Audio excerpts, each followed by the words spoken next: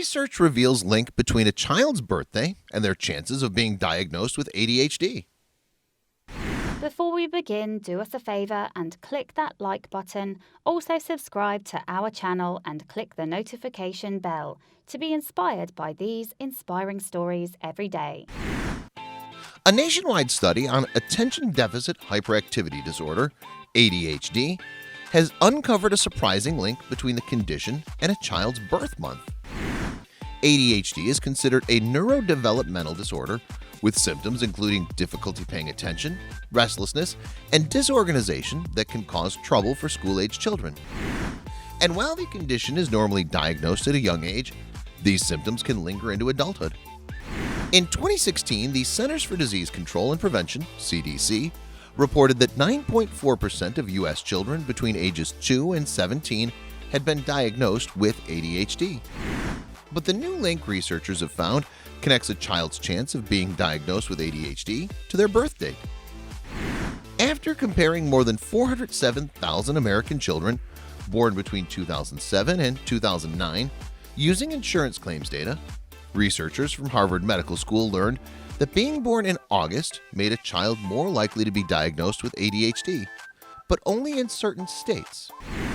In states where children must turn 5 years old before September 1st to enroll in kindergarten, ones born in August, who could be almost a year younger than their classmates, were more likely to be diagnosed with ADHD.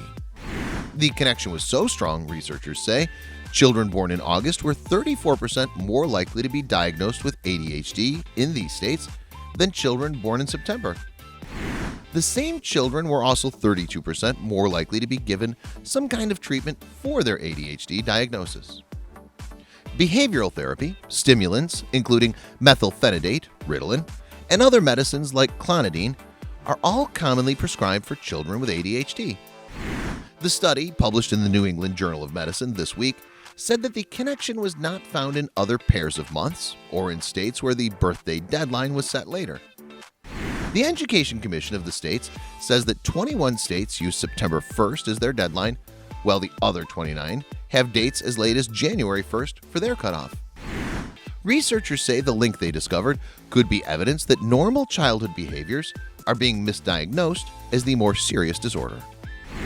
It's concerning news since the number of children being treated for ADHD more than doubled between 1995 and 2011, jumping from 1.5 million to 3.5 million.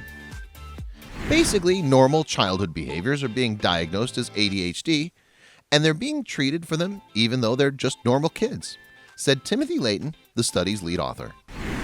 They just happen to be younger than their peers, and so they behave a little differently.